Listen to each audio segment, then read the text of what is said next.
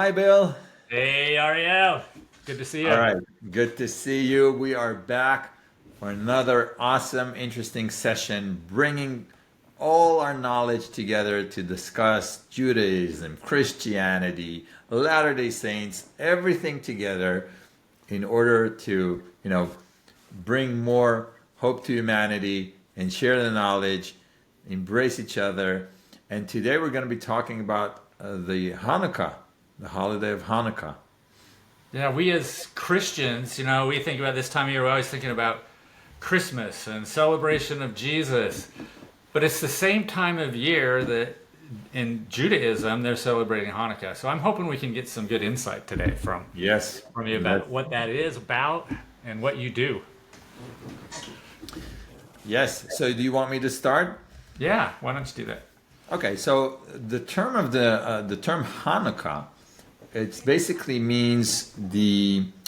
Oh my God, this is going to be a difficult translation. So it's like the establishment or the establishment of a place. So, for example, when I buy a new house and I invite people to see it, right? There's like a baby shower, and there something for a house? How do you call that thing? Housewarming. Housewarming. Yeah. Right.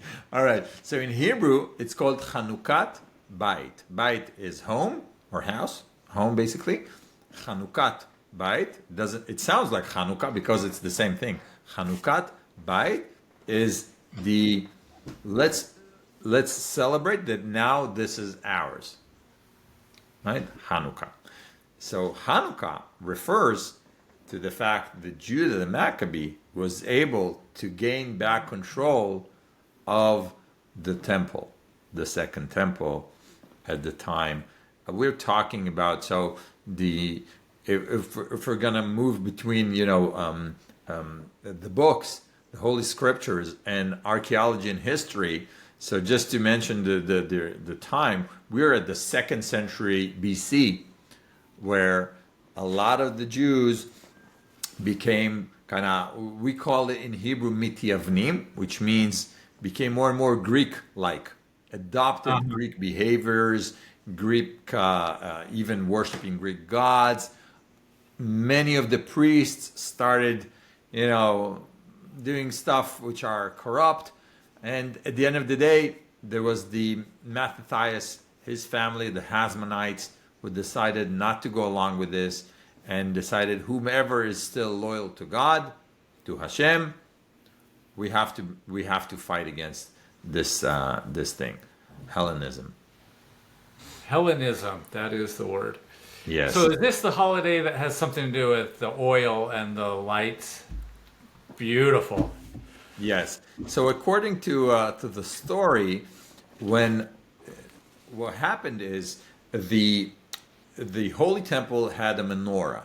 A menorah is this huge lamp with seven how do you call them Candlestick things. candlesticks? Yeah, seven candlesticks, which is different from the lamp that we use in Hanukkah, and I'll explain the difference in a second. It's different. Those are two different ones. That'll be interesting because I did not know that. Yes, those are two. So the menorah, I don't know if I have one I offhand have here. I have one. I can go grab it. There's a menorah and there's a Hanukkah. Go grab one and Okay. grab what you have, and I'll in the meantime I'll just share. So the menorah is basically the official symbol of Israel in all its official documents, on my passport, on my idea, on my ID. This is the usual way of showing. I'll show you in a second. Here we go. So I can show you. Let's see. See, most of them are curved, right? That I've seen. Yeah, they have curves. Look at this. All right. Tell me if you can see this. Sorry if it's too small. Oh yeah, I see it. So this is the menorah, and it has seven candlesticks, right? This was present in the Holy Temple, and it's also depicted in the when the second temple was destroyed and Titus the general basically expelled so many Jews, he held a huge event and he created the Titus Arch in Rome. It's still there. I have seen it. Have you seen it in person? I have. Oh yes. It has a menorah on it. Exactly, exactly. So that's exactly what I wanted to show you as well. This is the thing. It looks like this. I'll open it up. Let me share my screen. Here we go.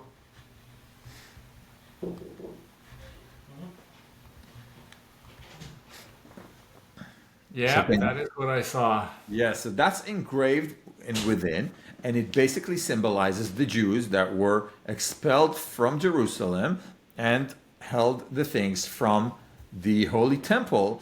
And the government of Israel, upon establishment of Israel, decided that they're going to take this exact menorah with these writing and inscriptions on it and create the official documents for the state of Israel. My passport, my ID, everything, all governmental stuff will always have this specific menorah, not the other one or every other one that you might see on the web. It's this specific menorah. And also an interesting story to say that when the country of Israel was established, the main rabbi of Rome basically gathered all the Jews and they passed through the arch of Titus. Yeah, wow, the arch of Titus. So it was a nice story. So anyway, in order to light this menorah, they had special oil in the holy temple, which was sealed by the main priest, the how do you call it, like the archpriest of the temple. The high priest. The high priest. Sorry. Yes. Yeah. So the Greeks at the time, they were their commander was Antiochus. Antioch, is that the way you pronounce it? Yeah. Antioch, yeah. So Antioch basically ravaged through the temple, and they opened up all the cans of the oil, basically infecting them. They're supposed to be pure. They're contaminated. Contaminated, exactly. Yeah. But then when Judah the Maccabee came into and was able to conquer the area and came into the temple, they found one small bottle of oil that was still sealed. It wasn't supposed to happen, but they found one. The problem is it only had enough oil there to light the menorah for one day. So in order to do the Hanukah, that's this house warming, the temple warming, right? In order to really establish the fact that this is it, we were able to reconquer. We're back. They lit the menorah. And it's supposed to be for 7 days, right? So the thing is that it lasted for 8 days rather than 1 day. And that's why we commemorate Hanukkah for 8 days. So a Chanukiah means a special menorah for the holiday of Hanukkah has... So this is the one I have. Yes. So you see you have 8 days and you have one on top, which is a special candle meant for lighting the other candles. Oh. Right? We call it in Hebrew the shamash. Shamash means the one that is lighting. It's like shemesh is sun. It's like a shamash is the one that you use, or mishtamesh, in order to light the other candles. So the first day you'll already have 2 candles. One on top and one on the side. You use the one on top to light that one, and you put it back in. So, and the second day you'll use 3 candles because you need one on top and 2, right? So at the end of the day, each day you're going to have the main candle, the shamash, and the number of days grow and grow. So technically you have 9 sticks here as opposed to 7 in the original menorah. That's because it lasted for 8 days. Yes. So this Hanukah, this Hanukah is only for the holiday of Hanukkah, only to commemorate those 8 days, only for this thing. Wow. So this year, what is the first day of Hanukkah? In terms of what? Of the calendar? of the calendar we use. Okay. So it will come out to December 15th. December 15th. And then it will go 8 days. Yes. So just before Christmas. So a funny story about 8 days, although they're not directly related, when a baby is born, the baby is circumcised after 8 days. 8 days. Yes. That's right. So, and correct me if I'm our wrong. church, in our church, we baptize children when they're 8 years old. Really? Yeah. So there must be some significance to that number. Right. Just like 7 and 12 and all those other numbers. So when is Christmas celebrated? December 25th. Now, that doesn't mean that's necessarily the day that Jesus was born, but that is the day that we celebrate it. So, Is there a reason for that? we believe, and a lot of scholars believe, that Jesus was actually born in the spring. Oh, really? Because, the shepherds were out in the fields with their flocks, and there's just a lot of things that point to that. We personally believe he was born around April 6th. But a lot of Christians have different views My on birthday is April 7th, by the way. Beautiful. So, we can but I have a question for you. So why are you celebrating Jesus' birth on the 25th, but counting on January 1st? I'm not a scholar, but So let me give you my go ahead, and then I'll tell you what I've heard. My understanding. 25th, 26th, 27th, 28th, 29th, 30th, 31st of December, January 1st. We're at 8 again. The day of circumcision. So he was born on the 25th, he was circumcised on January 1st. That's an interesting way of looking at that. Yeah, I've heard that. I've heard that many times, but I don't know, Yeah. I have also heard that in the Roman world, that the 25th was a celebration of the sun, and they kind of used that to keep their celebration under wraps so people wouldn't know they were celebrating a different sun. Now, whether that is true or not, I don't know, but somebody knows, I'm sure. But I think the important thing is that we understand the meaning behind what we're celebrating, right? And absolutely. How it changes us. Absolutely. So, for us, basically, Hanukkah is not just yet another holiday. Technically, at the time of King Saul and King David and King Solomon, there was the kingdom of Israel, right? And after the son of King Solomon, Rehavam, I don't know how you say it in English, basically the kingdom separated to the kingdom of Israel and the kingdom of Judah. Right. And they will never be reunited again. But then, after the destruction of the first temple, the Jews never had autonomy, even though they were back and they were allowed to build their own, the second temple. We're talking about 516 BC, building the rebuilding of the second temple. They never were autonomous.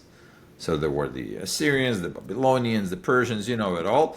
But when we got to the Greeks, after Alexander the Great died, and the ones he left, Successor. Yeah. So when they took over, so there were so many battles over the area. There was never an independent Jewish state. There was always an autonomy. There was always a presence. They were always praying. But the second time there was an establishment of a Jewish country with an independent army, with borders, with a ruler, was at the time of the Hasmonetes, the Maccabees, basically. So it started in 167 BC with Mattathias, the Hasmonite, who basically objected to the Hellenization of this entire area. Josephus Flavius discusses and talks about how the priests in the temple used to abandon their holy work in order to run and wrestle naked in oil in the gymnasium that was built by the Greeks. Yeah, just describing the rot that has spread throughout the people. And so Mattathias had 5 sons. I can only say their names in Hebrew. Yochanan, I think means John, because it's the same name as the Baptist. Shimon means Simon. Elazar, I don't know if it's translated differently than Elazar. There was Judah the Maccabee and Jonathan, the youngest. And these 5 brave boys were fighting and rebelling against the Greeks, and they died one by one until Simon basically was granted a state for the Jews. And that was the second time there was the kingdom of the Jews, an independent kingdom. It didn't also last very long, about 70 to 80 years. And then it also started dissolving and falling apart. But that the was, Romans came in. yes, and they actually brought them in. It was the descendants, it was the grandkids of Simon, who basically started letting the Romans in. But that's basically more than just commemorating the Holy Temple, but also the fact that this brought upon the establishment of a Jewish state. And the funny thing is, or ironically, I would say, I mentioned that it took about 70 to 80 years until this thing dissolved, the entire country. It happened again. So the first time it happened, King David ruled for 33 years. King Solomon ruled for 40 years. That's 73 years. And after King Solomon, it fell apart. The same thing happened with the Maccabees. Israel is now at its 77th year of since creation. Now, the 3rd time the Jews have their own country. Wow. So we are at this critical point, whether we're going to change history and not repeat it or not. Let's change history. What do you think? Let's change history, for sure. You can only change history if you understand the past, which is what Absolutely. we're trying to help people do. Absolutely. Absolutely. All right, so I think that was awesome, very concise, very on point about the holiday of Hanukkah. One more thing that we do in Hanukkah, except turn those dreidels, is eat special donuts. It's not the donuts that you have in Dunkin' Donuts, the round ones with a hole. No, it's actually a dough. You sink it in oil, right? You fry it, and then you inject jam into it, and then you drizzle some sugar powder on it. That's the basic donut that we eat in Hanukkah. And yes, it's called sufganiya. Sufganiya means from the word safug, absorbed. It's like absorbed the oil. Let's say it's not the healthiest food in the world, but yes, it's a holiday, right? It's a holiday. And you give gifts too, don't you? Just like we Christmas. always give gifts. We only, we don't need much. We always make fun of all our holidays. Is they tried to kill us, they failed. Let's eat. And yes, so that's the purpose of all our holidays. Well, very good. Well, I think we might be getting some candles for our menorah. That will be awesome. I'll send you all the blessings that you can send. Great. All right, great. Thank you. So, and we invite you to our next episode, in which we will dive deep into the Bible and the translations to Hebrew and English and various translations. Excellent. Thank you. Thanks.